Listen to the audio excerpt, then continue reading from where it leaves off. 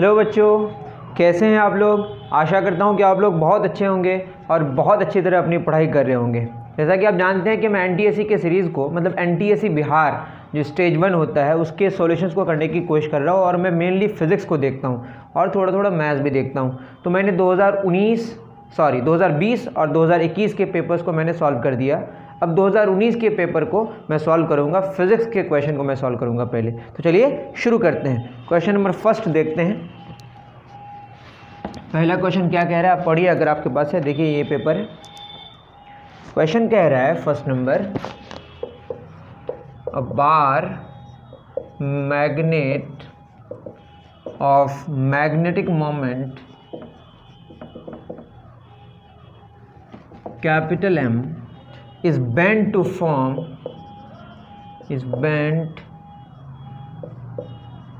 form a semicircle. What is the magnetic moment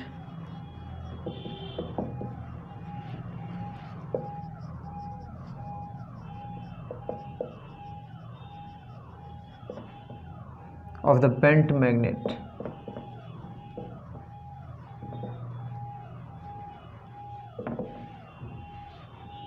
options हैं number 1 m/π, number 2 2m/π, number 3 m/π/2, number 4 m। मतलब change नहीं होगा fourth के हिसाब से, बट देखते हैं चेंज होगा या नहीं होगा। मैग्नेटिक मोमेंट, मैग्नेटिक मोमेंट क्या होता है? मोमेंट का फार्मूला होता है, जैसे आप चार्ज की बात करें तो चार्ज में एक -q चार्ज और एक +q चार्ज को कुछ डिस्टेंस पे रख देंगे, मान लेते हैं इसका डिस्टेंस l है, तो इसमें एक मोमेंट आता है, आप बस ना जाने, उसको बोलते हैं हम लोग इलेक्ट्रिक डाइपोल मोमेंट। इसका फार्मूला तो q × l, मतलब चार्ज इंटू दोनों के बीच का डिस्टेंस। उसी तरह से मैग्नेट की बात करें तो चार्ज नहीं होता, मैग्नेटिक मोमेंट होता है। इसका मान लेते हैं नॉर्थ पोल है और ये क्या है, साउथ पोल है, ये साउथ नॉर्थ, दोनों के बीच का डिस्टेंस कितना l है। इसमें तो मैग्नेटिक डाइपोल मोमेंट, इसका फार्मूला होता है किसी एक का पोल स्ट्रेंथ, m क्या है हमारा, पोल स्ट्रेंथ। अगर नहीं जानते हैं तो जान लें, इसका फार्मूला m × l, अगर नहीं जानते हैं उतार लें। तो मैग्नेटिक डाइपोल मोमेंट क्या होता है, पोल स्ट्रेंथ इंटू दोनों पोल्स के बीच का डिस्टेंस, और इलेक्ट्रिक डाइपोल मोमेंट का फार्मूला चार्ज इंटू दोनों चार्जेस के बीच का डिस्टेंस। ठीक है, नॉर्थ और साउथ मिलके क्या बनता है, मैग्नेटिक डाइपोल तैयार होता है। -q और +q चार्ज मिलके क्या बनता है, इलेक्ट्रिक डाइपोल तैयार होता है। ठीक, तो मैग्नेटिक डाइपोल मोमेंट का फार्मूला हो गया पोल स्ट्रेंथ। तो क्या हो गया बताइए, जो मैग्नेटिक मोमेंट है वो m है। मान लेते हैं डिस्टेंस दोनों के बीच, एक नॉर्थ है एक साउथ है, दोनों के बीच डिस्टेंस कितना है बताइए, l है, हमने मान लिया। तो क्या हो जाएगा बताइए, इसका पोल स्ट्रेंथ m है, इसका भी पोल स्ट्रेंथ m है, तो फार्मूला हो जाएगा m × l। ये आपका मैग्नेटिक डाइपोल मोमेंट हो गया, मैग्नेटिक मोमेंट कैपिटल M। उसको सर्कल में कन्वर्ट कर दिया गया, सर्कल, ये तो लेंथ l ही रहा, मान लेते हैं कि रेडियस कितना है बताइए, r है। तो अब जो डिस्टेंस होगा वो कितना होगा बताइए, 2r। जो नया वाला होगा m डैश मान लेते हैं, तो वो कितना हो जाएगा, और ये टोटल लेंथ कितना हो जाएगा बताइए, इसका टोटल लेंथ 2πr होगा। ये वाला जो लेंथ होगा ये कितना होगा, 2πr होगा, और ये πr किसके बराबर होगा, लेंथ l के बराबर, तो r हो जाएगा हमारा l/π। तो क्या हो जाएगा बताइए, हम तो यहाँ पुट करेंगे जो डिस्टेंस है नॉर्थ और साउथ के बीच वो कितना होगा, 2r डायरेक्ट वाला। तो क्या हो जाएगा बताइए, m × 2r, m × 2r, r कितना आया, l/π, 2r कितना, l/π, दैट इज हम लिख सकते हैं 2/π m × l, और m × l किसके बराबर है बताइए, कैपिटल M के बराबर, 2m/π। तो नया वाला जो मोमेंट आया वो कितना आया, 2m/π। आई थिंक ये बात आपको समझ आई होगी। अगर आपको मैग्नेटिक मोमेंट के बारे में नहीं पता है तो आपको समझना पड़ेगा, तब समझ आएगा। इतना नोट डाउन करें, आंसर 2m/π होगा। अगर देखा जाए तो ये क्वेश्चन आउट ऑफ सिलेबस है, क्योंकि क्लास 9th और 10th के सिलेबस में तो ये सारी चीज़ें नहीं।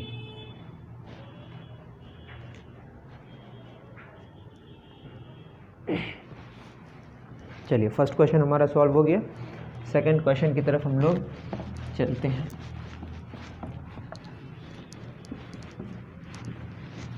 सेकंड क्या कह रहा है, सेकंड क्वेश्चन कह रहा था SI unit of self induction is.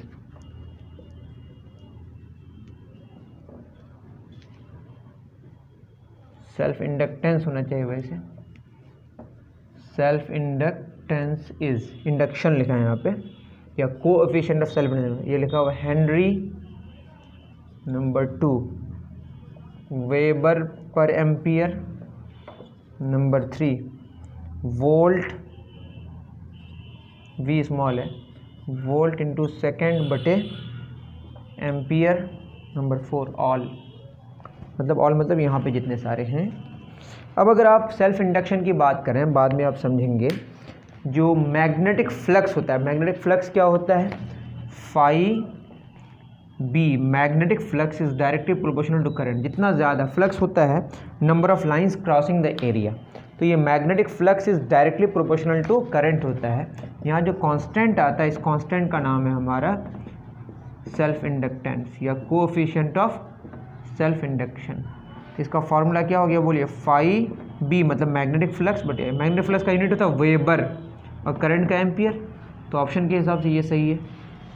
और भी फार्मूला होता है जो इंड्यूस्ड इलेक्ट्रोमोटिव फोर्स होता है, ये क्या बताइए, इंड्यूस्ड ईएमएफ, ये इक्वल होता है -L di/dt, करंट का चेंज का जो रेट होता है, मतलब E प्रोपोर्शनल होता है di/dt का, L एक कांस्टेंट आता है, L बराबर क्या होगा E dt/di, और E मतलब यहाँ पे क्या है, वोल्टेज है, पोटेंशियल डिफरेंस ही तो है ना, इलेक्ट्रोमोटिव फोर्स, ये होगा वोल्ट और टाइम का सेकंड और करंट का एम्पियर, तो वोल्ट सेकंड एम्पियर, ये भी सही है।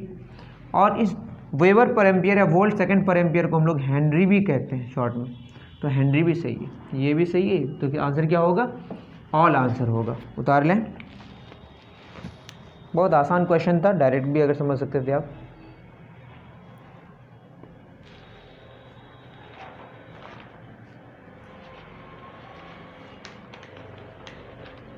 चलिए 1 2 3, एक स्टैंडर्ड क्वेश्चन मान सकते हैं इसको भी हम। 2020 का पेपर बहुत इजी पूछ लिया था, क्यों जॉब मेरे लिए आसान हो गया। Critical angle for total internal reflection, critical angle for total internal reflection है, will be smallest, will be smallest for light traveling from, for light traveling from number 1 water to glass, number 2 glass to water, number 3 glass to air, number 4 water to air. आपको पता होगा refraction होते होते reflection हो जाता है, उसके लिए आपको डेंसर से रेयरर मीडियम में लाइट को ट्रैवल कराना पड़ता है। तो अगर ये पता होगा तभी आप जान सकते हैं। तभी मैं थोड़ा सा इन्फॉर्मेशन दे दूं, जब लाइट डेंसर से रेयरर में जाता है तो क्या होगा, ये डेंसर मीडियम है और रेयरर मीडियम है, तो लाइट क्या हो जाती है बताइए, नॉर्मल से दूर हो जाती है। एक ऐसा केस आता है जब लाइट जिस मीडियम से जाता है उसी मीडियम में आ जाता है तो रिफ्लेक्शन होने लगता है, इसको हम टोटल इंटरनल रिफ्लेक्शन कहते हैं। इसके लिए ज़रूरी है डेंसर से रेयरर में जाना पड़ेगा। तो वाटर से अगर ग्लास में जा रहा है तो ये रेयरर से डेंसर में जा रहा है, तो पॉसिबल ही नहीं है। इसमें फार्मूला निकल के आता है साइन सी, क्रिटिकल एंगल मांगा है, क्या मांगा है, क्रिटिकल एंगल, वो होता है 1/μ। तो रिफ्रैक्टिव इंडेक्स अगर सबसे कम होगा, जिसका रिफ्रैक्टिव इंडेक्स कम होगा, अगर लीस्ट मांगा है, ये अगर ज़्यादा होगा, रिफ्रैक्टिव इंडेक्स ज़्यादा होगा तो इम्प्लाई करेगा साइन सी ज़्यादा होगा, कम होगा क्योंकि नीचे है, और ये इम्प्लाई करेगा क्रिटिकल एंगल कम होगा। तो अब क्रिटिकल एंगल सबसे कम कहाँ पे होगा, ग्लास टू वाटर, ये तो बिल्कुल नज़दीक है, यहाँ पे हो नहीं पाएगा। म्यू का वैल्यू रिलेटिवली देखते हैं, क्योंकि mu refractive index of denser medium with respect to rare medium यहाँ पे है। तो म्यू यहाँ पे हम देखें, अगर ग्लास टू वाटर बहुत ही क्लोज है तो बहुत कम वैल्यू, बहुत ज़्यादा वैल्यू हो नहीं सकता। ग्लास टू एयर या वाटर टू एयर, क्योंकि ग्लास और एयर में अच्छा खासा डिफरेंस है डेंसिटी का, ऑप्टिकल डेंसिटी का। तो वाटर से एयर की बात करें तो वाटर का जो रिफ्रैक्टिव इंडेक्स है, वाटर का होता है 1.33 और ग्लास का होता है लगभग 1.5। तो ज़्यादा किसका होगा, ग्लास से एयर का। तो least critical angle for will be smallest किसके लिए होगा, ग्लास टू एयर के लिए। ये समझने के लिए आपको यही समझना पड़ेगा। टोटल इंटरनल रिफ्लेक्शन आप देख सकते हैं मेरे लेक्चर्स में जाके लिखिएगा total internal reflection Akbar glasses, तो आपको मिल जाएगा। उतार लें इसको।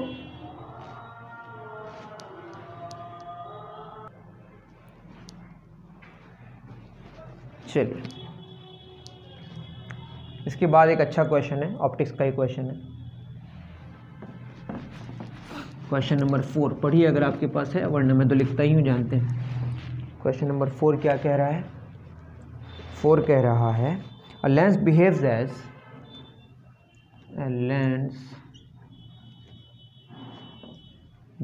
एज कन्वर्जिंग लेंस, कन्वर्जिंग कर दिया है but converging lens in air and a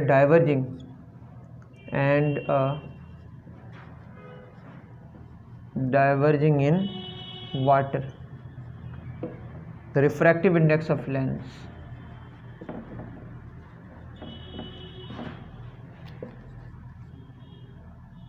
is number 1, number 2 1.33, number 3 between 1 and 1.33, number 4 greater than 1.33। देखते हैं ऑप्शन को।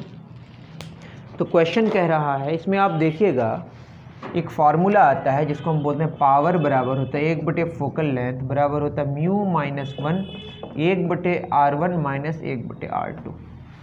ठीक है, अब अगर हम बात करें, क्योंकि एयर में अब ये जो म्यू होगा, म्यू लेंस के मटेरियल का बटे, मतलब एक लेंस है, एक लेंस जिस मटेरियल का बना उसका रेफ्रेक्टिव एल है with respect to air, minus 1 क्या होगा 1/r1 माइनस 1/r2। अब म्यू एयर में रिफ्रैक्टिव इंडेक्स हम लोग 1 लेते हैं अप्रॉक्सीमेटली, तो बचेगा क्या म्यू एल बटे 1 minus 1 1/r1 minus 1/r2। Mu L बटे 1 मतलब mu l minus 1 1/r1 minus 1/r2।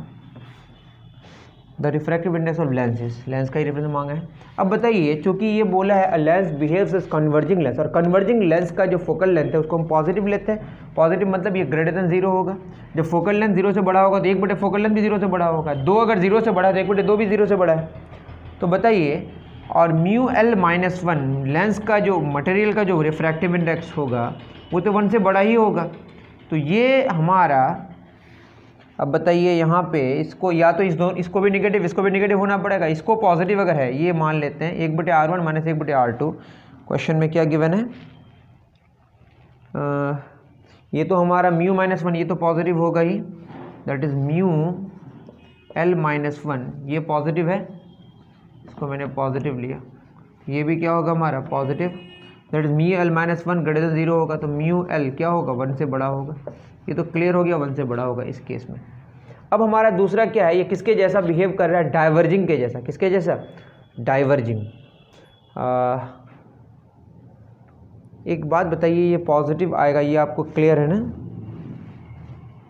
ये चूंकि कन्वर्जिंग लेंस की अगर बात करें 1/r1 माइनस 1/r2, ये आप देखें ये इस तरह का है, इधर से लाइट जो जाएगी तो ये पहले पॉजिटिव आएगा फिर ये वाला नेगेटिव आएगा। हाँ ये पॉजिटिव होगा, ये पॉजिटिव होगा, आप जानती हूँ ये पॉजिटिव है, मैं कुछ गड़बड़ कर रहा था। ये 1/r1 माइनस 1/r2 पॉजिटिव आएगा, ये अगर पॉजिटिव होगा तो ये भी क्या होगा पॉजिटिव होगा। इससे हमारा लेंस का जो रिफ्रैक्टिव इंडेक्स है, जिस मटेरियल का बना हुआ है उसका रिफ्रैक्टिव इंडेक्स 1 से बड़ा हुआ। ये क्लियर हो गया, 1 से बड़ा होगा, 1 तो नहीं होगा, ये नहीं होगा, 1 से बड़ा होगा, 1.33 फिक्स भी नहीं होगा। देखते हैं कैसे।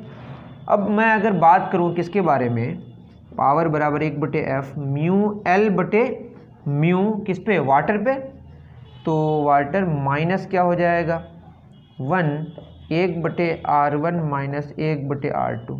अब चूंकि ये डाइवर्जिंग जैसा बिहेव कर रहा है वाटर में, तो इसका जो रिफ्रैक्टिव इंडेक्स होगा वो लेस देन 0 होगा, और ये तो पॉजिटिव है, 1/r1 माइनस 1/r2 क्या है पॉजिटिव है, और ये अगर पॉजिटिव है तो इसको क्या होना पड़ेगा बताइए, इसको तो नेगेटिव होना पड़ेगा लेस देन 0 होने के लिए। दैट इज म्यू एल बटे म्यू वाटर कितना होता है 1.33 minus 1 less than 0, that is mu L बटे 1.33 smaller than 1, that is mu L smaller than 1.33, that is 1.33 से कम होगा, ये तो पॉसिबल ही नहीं है, और 1.33 से बड़ा होगा ये भी नहीं है। और यहाँ पे बात समझ आ गई कि 1 से बड़ा होगा, 1.33 से छोटा होगा, दैट इज ऑप्शन 3 होगा। इस पे आप अगर कम समझ पाएँ तो कमेंट सेक्शन में लिखें, मुझे लगता है कि आपको समझ आ जाना चाहिए। क्वेश्चन नंबर 5 इलेक्ट्रिसिटी से है, रेसिस्टेंस का जो इक्विवेलेंट रेसिस्टेंस निकालना पड़ता है वहाँ से, आप इसको उतारें फिर आगे बढ़ेंगे।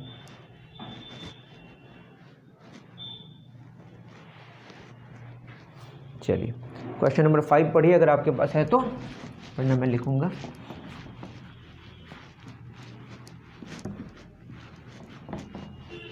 क्वेश्चन नंबर 5, क्वेश्चन नंबर 5 क्या कह रहा है?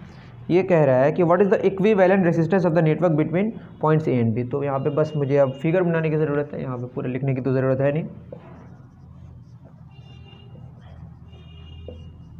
इस तरह का है, यहाँ पे आपका बी है और ये पॉइंट ए, ऑप्शन गिवन है r/2 आएगा, ये भी आ रहा है, ये भी आ रहा है, ये भी आ रहा है, ये भी आ रहा है, ठीक है। क्वेश्चन में ऐसा गिवन है, हिंट इसमें लिखा हुआ है ब्रैकेट में।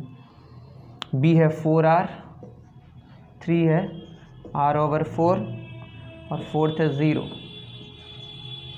अब आपको मैंने इससे पहले वाले वीडियो में मैंने बताया था कि अगर दो पॉइंट्स के बीच का पोटेंशियल डिफरेंसेस सेम हो, मतलब पोटेंशियल डिफरेंस अगर सेम हो तो वो जो रेसिस्टर्स है आपस में क्या होता है, पैरेलल में होता है, और अगर करंट सेम हो तो वो सीरीज़ में होता है। तो हम चूज़ करेंगे ये पॉइंट बी है, और जब तक कोई रेसिस्टर क्रॉस नहीं करते हैं तब तक उसका पोटेंशियल में कोई बदलाव नहीं आता है।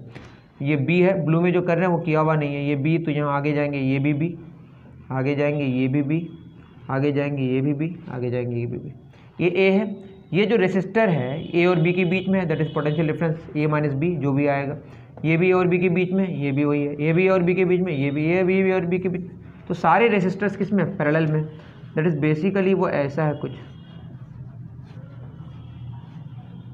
ठीक है। ये ए है और ये पॉइंट बी है, आर आर आर आर। तो आपको पता होगा r/4 आंसर होगा, तब भी मैं निकाल के बताता हूँ। 1/r इक्विवेलेंट बराबर क्या होगा, 1/r plus 1/r plus 1/r plus 1/r, तो क्या होगा 4/r, जैसे r इक्विवेलेंट क्या हो जाएगा, r/4। तो आंसर क्या होगा, r/4। बहुत आसान क्वेश्चन था ये, उतार लें।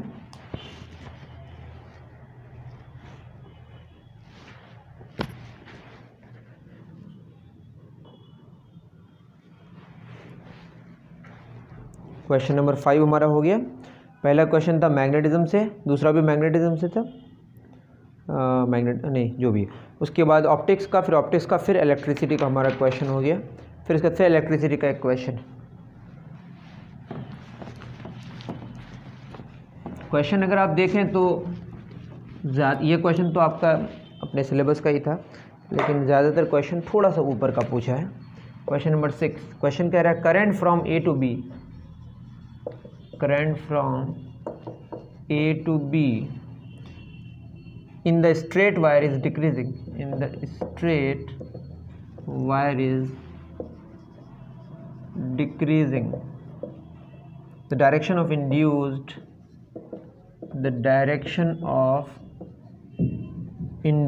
current in the circular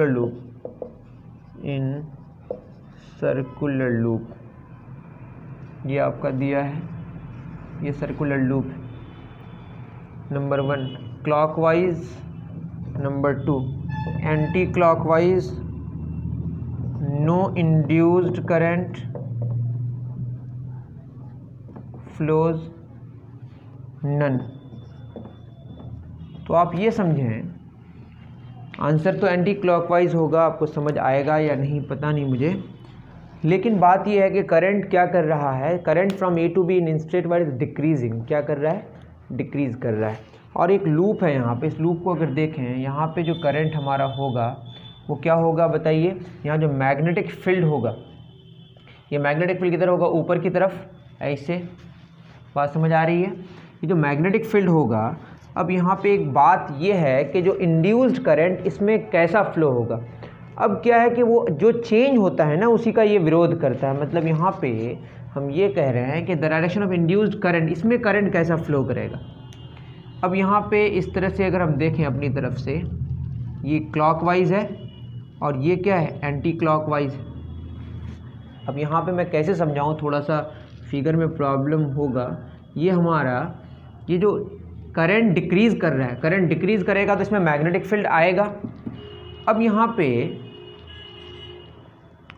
हाँ, थोड़ा सा रुकें।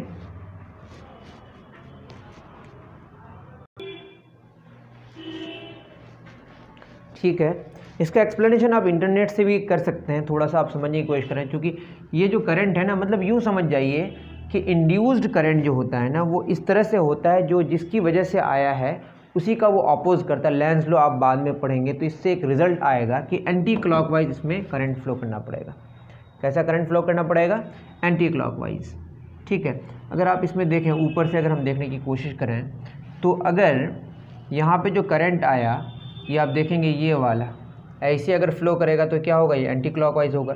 क्योंकि ये डिक्रीज़ करा रहा है, क्या करा रहा है, डिक्रीज़ हो रहा है। तो डिक्रीज़ होने की वजह से अब यहाँ पे चूँकि मैग्नेटिक फील्ड को वो और भी इंक्रीज़ कराने की कोशिश करेगा, मतलब उसका स्ट्रेंथ को बढ़ाने की कोशिश करेगा। तो स्ट्रेंथ जब बढ़ाने की कोशिश करेगा तो डिक्रीज़ को इंक्रीज़ कराने के लिए ज़्यादा करंट फ्लो करेगा, तो ज़्यादा मैग्नेटिक फील्ड होगा। तो उसको बढ़ाने के लिए उसी डायरेक्शन में क्या करना पड़ेगा, करंट को फ्लो कराना पड़ेगा। आप देखिए उसी डायरेक्शन का मतलब ये है ना, ये क्या है आपका, एंटी क्लॉकवाइज है। तो आंसर क्या होगा, एंटी क्लॉकवाइज। आपको समझ नहीं आया होगा, अब बस इतना जान लें एंटी क्लॉकवाइज होगा। अगर इंक्रीजिंग होता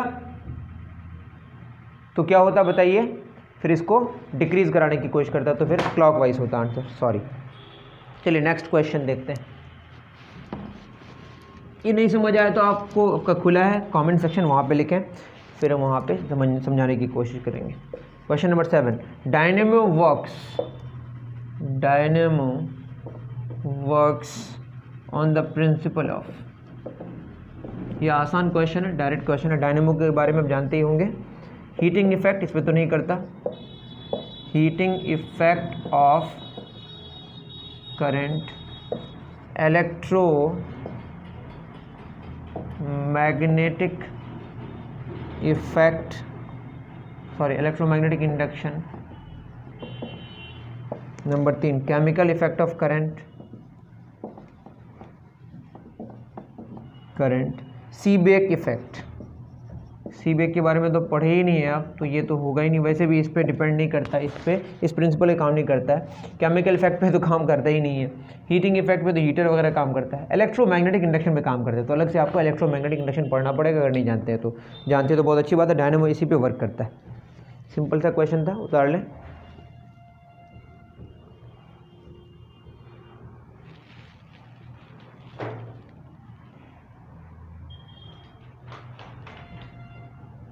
चलिए क्वेश्चन 7 हो गया। क्वेश्चन नंबर 8, ये भी डायरेक्ट क्वेश्चन है। क्वेश्चन नंबर 8 क्या कह रहा है, ये कह रहा है लॉरेंट्ज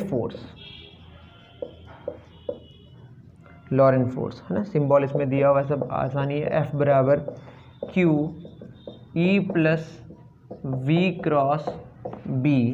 नंबर 2, F बराबर Q B plus V cross E। ये क्रॉस है बीच में, आप नहीं जानते होंगे ये सारी चीज़ें अगर आप नहीं पढ़े हैं तो। Q E minus V cross B। Number 4, F is equal to Q E minus V cross B।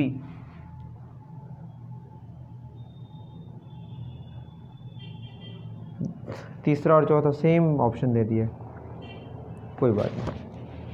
तीसरा और चौथा नहीं होगा, वैसे मैं बता रहा हूँ। देखिए Q चार्ज पर अगर F फोर्स लगे किसी इलेक्ट्रिक फील्ड में, तो एक पर कितना लगेगा, F बटे Q, जिसको हम इलेक्ट्रिक फील्ड कहते हैं। इलेक्ट्रिक फील्ड का फॉर्मूला क्या हो गया, F बटे Q। तो F बराबर क्या हो जाएगा, QE। यहाँ पे डायरेक्शन देंगे तो यहाँ पे भी डायरेक्शन देंगे, तो आप देखें QE इसमें है, ये पॉसिबल है। यहाँ पे QB है, ये हो ही नहीं सकता। QE यहाँ पॉसिबल है, ये हो सकता है।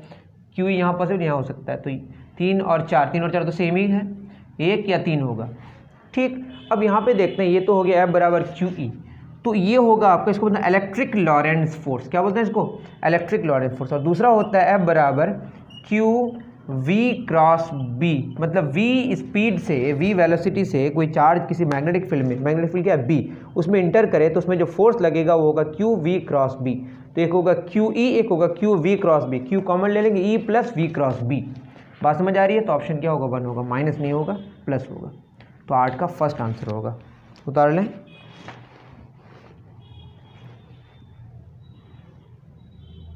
वन टू थ्री, 8 हो गया। क्वेश्चन नंबर 9 में आइए।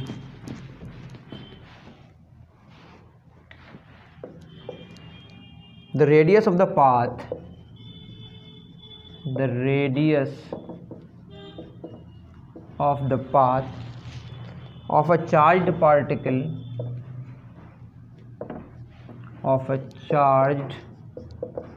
particle in a uniform magnetic field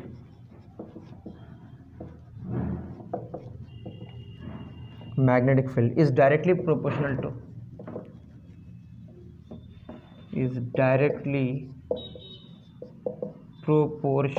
to number 1 charge of the particle, number 2 momentum of the particle, number 3 energy of the particle, number 4 intensity of field। ठीक है, अब देखते हैं कि आप ये जानते होंगे कि मैग्नेटिक फील्ड के अंदर जब चार्ज एंट्री करता है तो बस वो डेविएट करता है, मतलब उसको सर्कल में घुमाएगा। अगर यूनिफॉर्म मैग्नेटिक फील्ड में होगा तो सर्कल में जो घुमाएगा, ये मैग्नेटिक फील्ड है मान लेते हैं, मैग्नेटिक फील्ड बी है, उसके अंदर कोई चार्ज अगर आएगा तो किस में घूमेगा बताइए? सर्कल में घूमेगा। सर्कल में घुमाने के लिए क्या चाहिए? सेंट्रीपिटल फोर्स चाहिए। और जो सर्कल में घुमाने के लिए जो फोर्स होता है वो मैग्नेटिक फोर्स लग रहा है क्यू वी वी होता है। क्यू चार्ज, वी वेलोसिटी, जिस वेलोसिटी से इंटर करती है, और बी क्या? मैग्नेटिक फील्ड जो यूनिफॉर्म है। ये फार्मूला क्या होगा? एम वी स्क्वायर बटे आर। वी वी क्या होगा? कैंसिल। तो रेडियस जो होगा उसका क्या आएगा? एम वी बटे क्यू बी। तो चार्ज के तो इन्वर्सली प्रोपोर्शनल, चार्ज का वैल्यू बढ़ाते जाएंगे, रेडियस घटते जाएगा। अब मैग्नेटिक फील्ड तो यूनिफॉर्म है तो उसके बारे में डिस्कशन ही नहीं करना। तो radius is directly proportional to क्या हो गया? Mass into velocity. That is mass into velocity क्या होता है? मोमेंटम। दैट इज ये किस पर डिपेंड करता है? डायरेक्टली प्रोपोर्शनल होता है मोमेंटम का। ईजी है, उतार लें। क्वेश्चन नंबर 9 हो गया।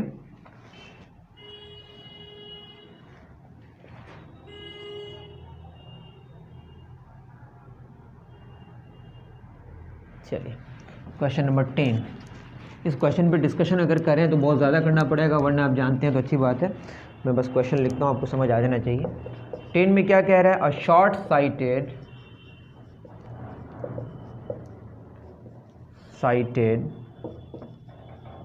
person uses a spectacle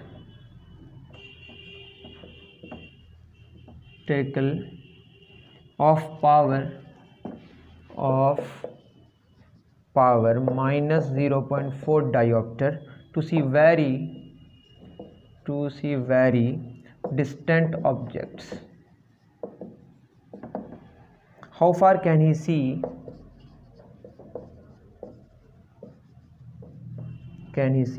without using spectacle?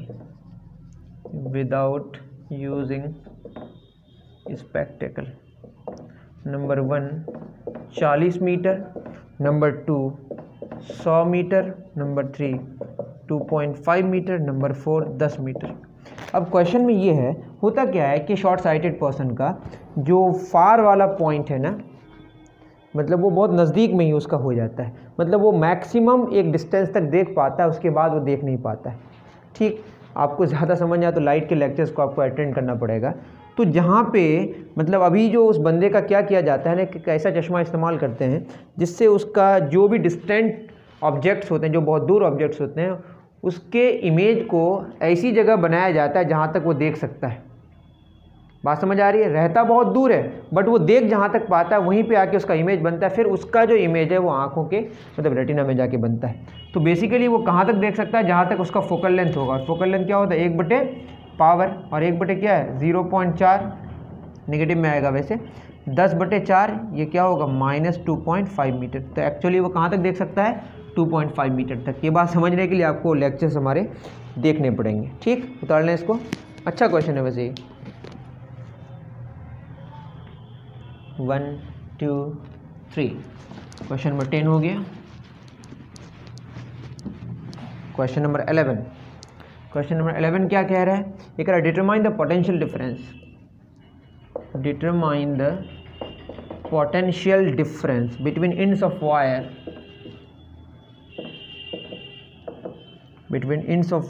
of resistance 5 ohm if 720 coulomb charge passes through it per minute.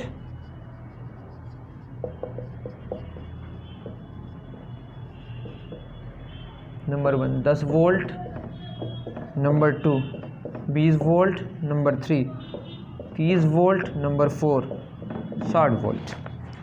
ठीक है, अब बताइए क्या निकालना है? Potential difference. तो आपको पता होगा पोटेंशियल डिफरेंस की अगर बात करें तो आप ओम्स लॉ के हिसाब से V बराबर क्या होता है? I R. तो V बराबर आई क्या होगा? Charge by time, but R कितना है? आर। क्यों? चार्ज कितना फ्लो कर रहा है बताइए? 720 कूलम। टाइम कितना लग रहा है? पर मिनट, मतलब 60 सेकेंड। रेसिस्टेंस कितना है बताइए? 5 ओम। सॉल्व करेंगे, 5 12 60, 12 6 72 0, तो कितना होगा? 60 वोल्ट। तो आंसर क्या होगा? 60 वोल्ट। उतार लें।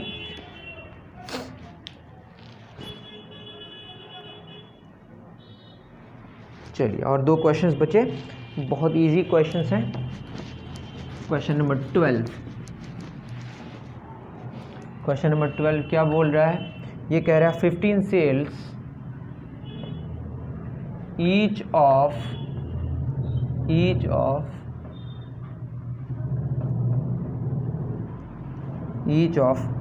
EMF 2 volt are connected in series, but two of them are connected wrongly, मतलब पलट दिया गया। Calculate the EMF of the combination